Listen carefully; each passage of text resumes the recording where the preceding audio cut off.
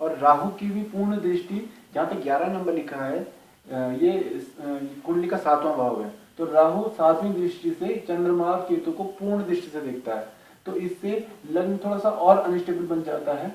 तो इनको इसका एक बहुत ही बढ़िया उपाय जो है, जो कहा गया है कि इनको शिव जी के आराधना करनी चाहिए, शिव पूजा इनको नित्य करनी चाहिए, और सोमवार के व्रत इनको लेने चाहिए।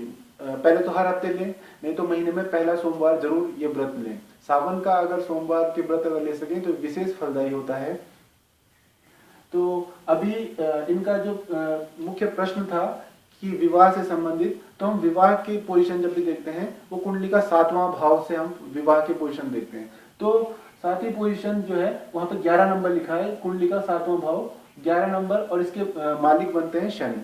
शनि विवाहेश होते हुए बैठे हुए नौ, जहां पर 9 नंबर लिखा है, कुंडली का 5वां भाव है, बुद्धि स्थान पर शनि बैठे हुए हैं, और यहां से शनि तृतीय दृष्टि से पुनः अपने ही घर को पूर्ण दृष्टि से देख रहे हैं। शनि की 3 दृष्टियां होती हैं, तृतीय, सप्तम और दशम। तो तृतीय दृष्टि से 1 2 3, तृतीय दृष्टि से शनि अपने ही घर को पूर्ण दृष्टि से देखते हैं। तो विवाहेश, विवाह स्थान का मालिक जब भी बुद्धि स्थान में जाता है तो मनुष्य को अपने से कई गुना कहीं अच्छा बुद्धिमान विवाह लाइफ पार्टनर मिलने के पूर्ण योग बनते हैं, और लव मैरिज भी का भी ये योग बनता है। और जो भी लाइफ पार्टनर हो, कई बहुत ही भाग्यशाली और बहुत ही बुद्धिमान, क्योंकि विवाह का मालिक ग्रह विवाह बुद्धि स्थान पे गया है और कुंडली के त्रिकोण स्थान में गया, बहुत शुभ स्थान में गया है, तो बहुत ही अच्छा ये योग बनाता है विवाह का।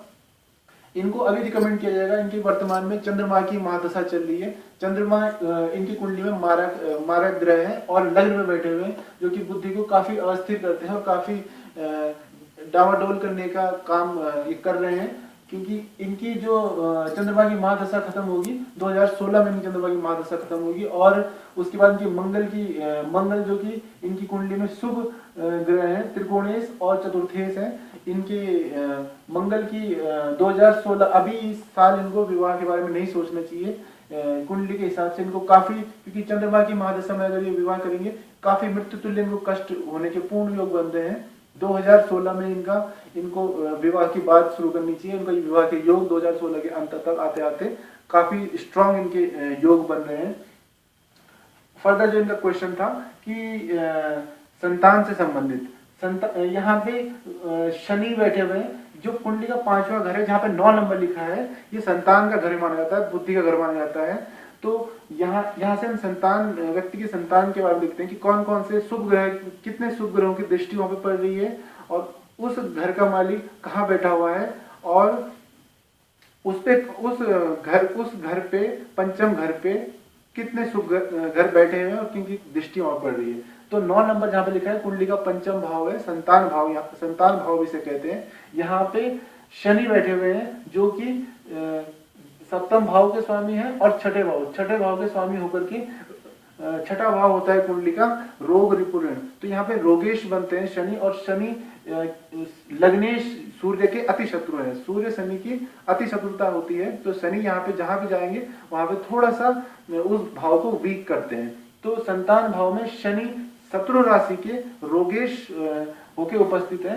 तो विवाह के बाद जो संतान है, तो जिन जातकों में ये योग देखा जाता है, उनको रिकमेंड किया जाता है कि वे थोड़ा पेशेंस रखें, क्योंकि मंगल की शुभ दृष्टि वहां पर पड़ रही है और शनि मारक वहां पे है। तो संतान, बहुत शुभ संतान का योग बनाता है, लेकिन संतान सुख प्राप्त होने में डिले होता है, काफी उनको वेट करना पड़ता है, काफी टाइम ऐसा लग जाता है। तो हो सकता है कि थोड़ा टाइम लग जाए, कोई भी ऐसे रीजन बन सकते हैं, आपकी बुद्धि ऐसा हो सकती है, या आपके हस्बैंड की तरफ से ऐसा हो सकता है कि किसी भी रीजन से कि संतान उत्पत्ति में डिले हो। तो 3-4 साल ऐसे योग में लग जाते हैं। तो लेकिन संतान सुख की प्राप्ति होना तय है, क्योंकि जहाँ पे ये जो पंचम भाव है, यहाँ पे 9 नंबर लिखा है, इसके मालिक बनते हैं बृहस्पति, और बृहस्पति केंद्र में बैठे हुए हैं धनेश और लाभेश बुध के साथ में, तो बहुत अच्छा योग है। और साथ में सुखेश और त्रिकोणेश जहाँ पे लग्न बैठे हुए हैं 1 नंबर, इसके मालिक मंगल की पूर्ण सप्तम दृष्टि संतान भाव पे, तो संतान बहुत ही भाग्यवान संतान का योग बनाते हैं। बस इसमें यही थोड़ा सा ये है कि वीक पॉइंट बनता है कि शनि रोगेश, शनि जहां पर बैठते हैं शनि शनि चले जो शनिश्चर, तो शनि काम स्ट्रॉन्ग कराते हैं, लेकिन थोड़ा सा लेट हर चीज में देते हैं, लेट होता है हर काम में। क्योंकि देखिए चंद्रमा, अगर आप चंद्रमा के देखें तो एक राशि परिवर्तन करने में 2.25 दिन लगाते हैं, बहुत तेज चलते हैं। शनि का काम बहुत स्लो होता है, शनि एक, जहां चंद्रमा 2.25 दिन लगाते हैं, शनि एक राशि परिवर्तन में 2.5 साल लगा देते हैं।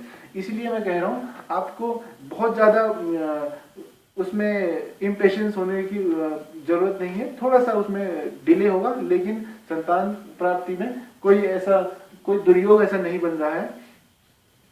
थोड़ा सा विवाह स्थान जो सप्तम स्थान है, जहाँ पे 11 नंबर लिखा है, यहाँ पे विवाह स्थान है, यहाँ पे राहु के बैठने से, राहु सेपरेटिव प्लेनेट है, राहु के विवाह स्थान में बैठने से, और केतु और चंद्रमा मार्केश चंद्रमा यहाँ पे बने हैं, और केतु और चंद्रमा की पूर्ण सप्तम दृष्टि, यहाँ से अगर काउंट करोगे 7वां स्थान ये है, सप्तम दृष्टि से पूर्ण यहाँ पे विवाह स्थान को देख रहे हैं। तो केतु की पूर्ण दृष्टि, चंद्रमा की पूर्ण दृष्टि और राहु सप्तम स्थान में विवाह स्थान में बैठने से थोड़ा सा हल्का फुल्का मन मुटाव या फिर क्लैशेस, सेपरेटिव प्लेनेट है, कभी हो सकता है कि वो काम से या किसी भी वजह से थोड़ा दूर कुछ टाइम के लिए, टाइम टू टाइम उनको दूर जाना पड़े।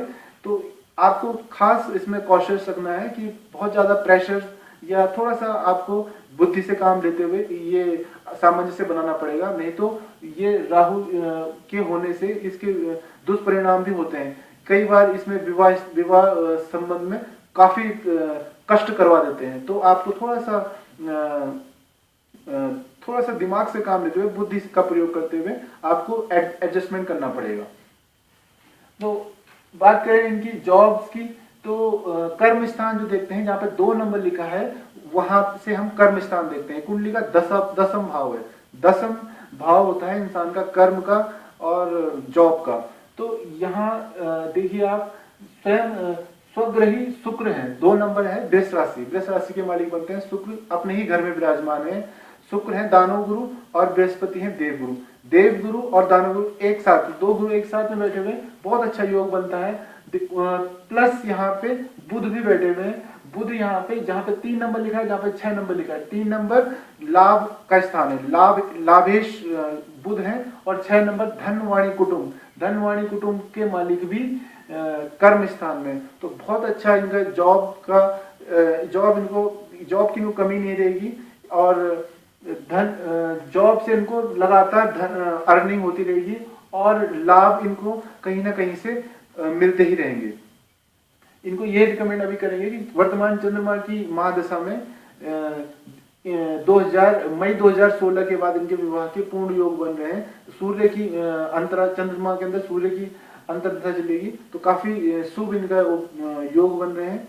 सूर्य लग्नेश होते हुए इनको माणिक पहने तो बहुत अच्छा इनको रिजल्ट मिलेगा, लग्न स्ट्रॉन्ग इनका हो जाएगा। तो ये था इनकी कुंडली का विवेचन और इनके सारे प्रश्नों के समाधान। धन्यवाद।